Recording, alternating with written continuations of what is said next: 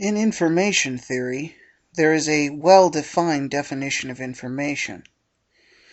Information is a logarithmic quantity that corresponds to the surprise value of binary questions.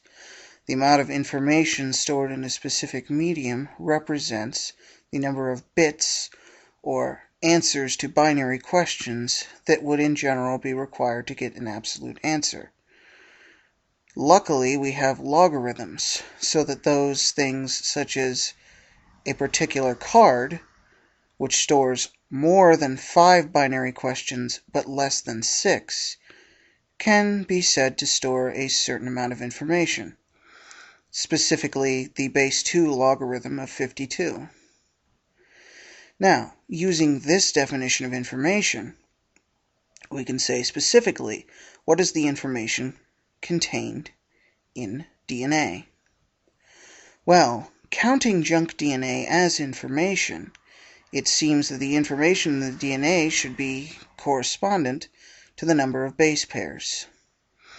Given this, it seems quite apparent that each base pair, because there are, or not each base pair, each nucleotide base corresponds to 2 bits of information, because there are 4 possible bases that could exist at any site, 4 possible nucleotides. And the log base 2 of 4 is 2. Therefore, it could be said that each site corresponds to 2 bits of information. Then you would just add up the total number of base pairs. A base pair would correspond to 4 bits of information because it contains 2 nucleotides. You would simply add up the total number of base pairs, multiply by 4, because a base pair would correspond to 4 bits rather than 2, because a base pair contains 2 bases. Multiply by 4, and that would be the amount of information stored in the genome of a particular individual. Using this definition, it's quite apparent that information can easily be added to the genome. It's called a duplication error. I suggest any intelligent design advocates look that term up.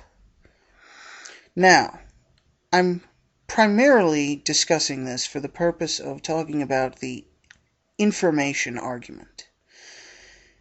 The most common, or one of the more common lines of attack nowadays against evolution is this idea that evolution can't increase the information in the genome. Now, to me, prima facie, this seems no different from their old argument of, oh, well, evolution only produces variation within kinds. You notice that the word kind is never defined. Well, information seems similarly undefined. The problem is, if they use the correct definition of information that information theory uses, then it's quite obvious that information changes in the genome. They certainly can't use the amount of information coded according to information theory, because we already know of duplication errors. Of course, it's very convenient for them to have a ill-defined term because they can simply shift around the definition whenever it suits them.